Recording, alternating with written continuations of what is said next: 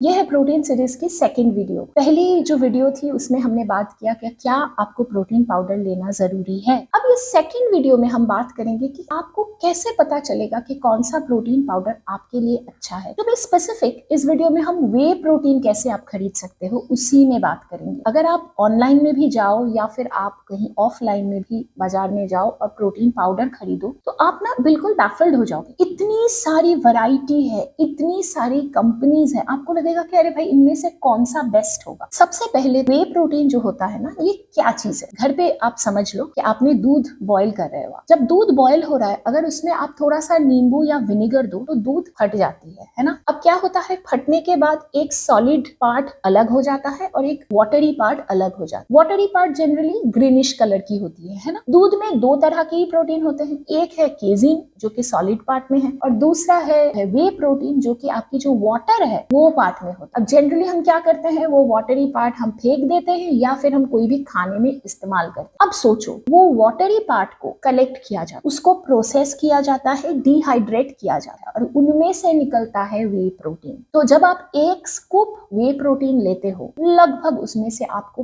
25 gram protein मिलते हैं। तो अब आप इमेजिन करो कितनी लीटर पानी दूध की चाहिए होगी वो एक स्कूप पाउडर को लेने के लिए। इसीलिए प्रोटीन पाउडर थोड़ा एक्सपेंसिव होता है। पर कोई नहीं, हम इस वीडियो में बात करेंगे कि कैसे आप एक अच्छे प्राइस पॉइंट पे एक अच्छा क्वालिटी प्रोटीन इंडियन मार्केट में ढूंढ सकते। चलो शुरू करें। जब आप प्रोटीन खरीदने जाओ ना तो आपको 7 चीजें ध्यान में रखनी है। टिप नंबर 1, सबसे पहले चेक करो कि ये जो प्रोटीन आप खरीद रहे हो वो कौन सी टाइप की है। देखो, वे प्रोटीन में ना तरह तरह की टाइप्स होते हैं, जैसे कि कॉन्सेंट्रेट, जैसे कि आइसोलेट्स और जैसे कि हाइड्रोलाइज्ड। अब कॉन्सेंट्रेट मतलब वो प्रोटीन में लगभग 80% आपकी प्रोटीन रहेगा और बाकी कार्बोहाइड्रेट और थोड़ी सी फैट रहेगी। आइसोलेट्स हैं जिनमें 90% की करीब प्रोटीन रहेगा और बाकी की जो भी पार्ट्स है वो कार्ब्स और फैट से पूरा किया जाएगा। और हाइड्रोलाइज्ड जो है वो और भी रिच इन प्रोटीन होती है। ये कॉन्सेंट्रेट, आइसोलेट्स और हाइड्रोलाइज्ड, ये जो 3 चीजें हैं ना, ये बेसिकली जितना आप वे प्रोटीन को प्रोसेस करोगे उतनी रिफाइंड प्रोटीन आपको मिलती जाएगी। तो अगर आप कॉन्सेंट्रेट ले रहे हो ना, थोड़ा टाइम लेता है अब्सॉर्ब होने में। प्रोटीन आइसोलेट्स हैं जो कि प्रोटीन कॉन्सेंट्रेट से और भी जल्दी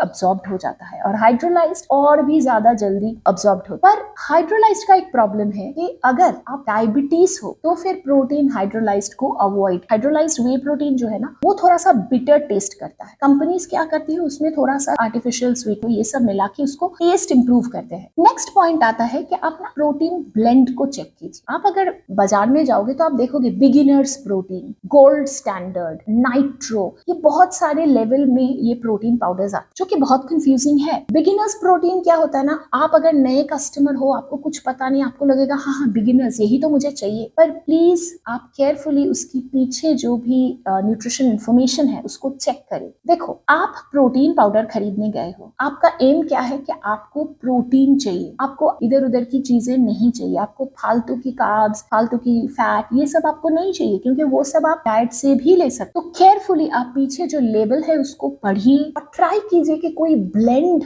ना ही खरीदे तो अच्छा है। क्योंकि जनरली ये प्रोटीन ब्लेंड जो होते हैं ना, क्या करते हैं, कॉन्सेंट्रेट के साथ थोड़ी सी आइसोलेट्स मिला देते हैं, उनके साथ थोड़ा माल्टोडेक्स्ट्रिन मिला देते हैं और तरह तरह की चीजें मिला के प्रोटीन ब्लेंड तैयार। क्लीन प्रोडक्ट खरीदो, मतलब आप प्रोटीन पाउडर खरीदने गए हो, आप बस प्रोटीन पाउडर की तरफ ही ध्यान दो। आपको देखना पड़ेगा कि क्या आप जो प्रोटीन पाउडर ले रहे हो वो एक स्कूप जो प्रोटीन पाउडर आप लोगे उससे आपको 80% प्रोटीन है कि नहीं। बस प्रोटीन कितना मिल रहा है उसी में आप ध्यान दो, ना कि इधर उधर की चीज में। अगर आप आइसोलेट्स लेने गए हो तो देखो कि एक स्कूप ऑफ प्रोटीन से आपको 90% ही आइसोलेट्स प्रोटीन मिल रहा है कि नहीं। ब्लेंड के चक्कर में मत पड़ो। तीसरा पॉइंट, आप थोड़ा ध्यान दो कि जो आपको स्कूप साइज दे रहे हैं वो क्या है। देखो, मान लो कि एक प्रोडक्ट ए है और एक प्रोडक्ट बी है। प्रोडक्ट ए 45 ग्राम स्कूप साइज है और वो आपको 30 ग्राम प्रोटीन दे रहा है। प्रोडक्ट बी जो 30 ग्राम उनका स्कूप साइज है और 25 ग्राम आपको प्रोटीन दे रहा है। तो आप कौन सा प्रोडक्ट चूज करोगे? अचानक देख के लगेगा कि प्रोडक्ट ए, क्योंकि उसमें तो मुझे 30 ग्राम प्रोटीन मिल रहा है। पर देखो,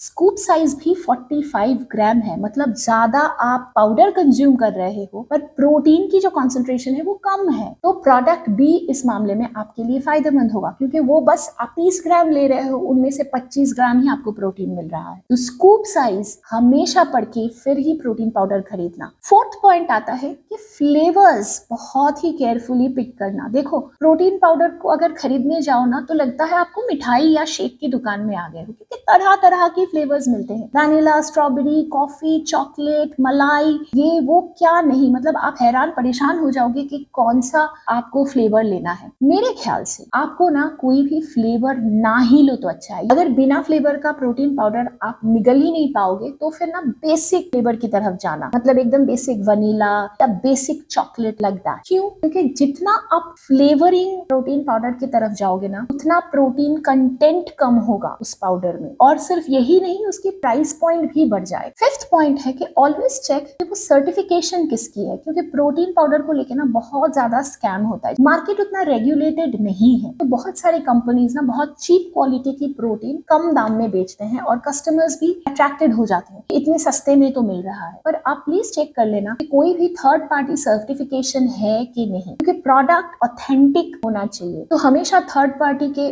ऑथेंटिसिटी या लैब टेस्टेड है क्या, ये सब आपकी जो प्रोडक्ट है उसमें लिखा होगा या फिर उसके वेबसाइट में होगा, तो ये चेक करके ही प्रोटीन पाउडर खरीदो। सिक्स्थ पॉइंट, देखो आप अपना ऑब्जेक्टिव पे फोकस रहो। आप प्रोटीन पाउडर खरीदने गए हो, आपका ऑब्जेक्टिव कुछ और था और आप बाजार गए, इतने सारे प्रोडक्ट देखा, आपने भूल ही गया क्यों आपको ये प्रोटीन पाउडर चाहिए। अगर आप वेट लॉस के लिए या फिर आपकी जो डेली डाइट है उसमें जो प्रोटीन गैप है उसको फिलअप करने के लिए आपको प्रोटीन पाउडर चाहिए, तो आप बेझिझक प्रोटीन कॉन्सेंट्रेट इस्तेमाल करो। अगर आप इंटेंस वर्कआउट करते हो, मतलब रियली हैवी वेट लिफ्टिंग करते हो, बहुत सारा टाइम आप जिम में बिताते हो, ये सब करते हो, तो फिर may be isolates is a better choice. पर एक चीज आप ध्यान रखना, कोई भी ऐसी स्टडी नहीं है या फिर इतनी टैंजिबल कोई एविडेंस नहीं है कि जो बताता है कि आप अगर आइसोलेट्स लोगे तो फिर आपको ज्यादा से ज्यादा फायदा मिले, ऐसा नहीं है। आप प्रोटीन कॉन्सेंट्रेट लो या फिर प्रोटीन आइसोलेट्स लो, आपकी रिजल्ट लगभग सेम ही आता है। तो दोबारा ज्यादा पैसे देके आइसोलेट्स खरीदने से पहले एक बार सोच लेना। Tip number 7,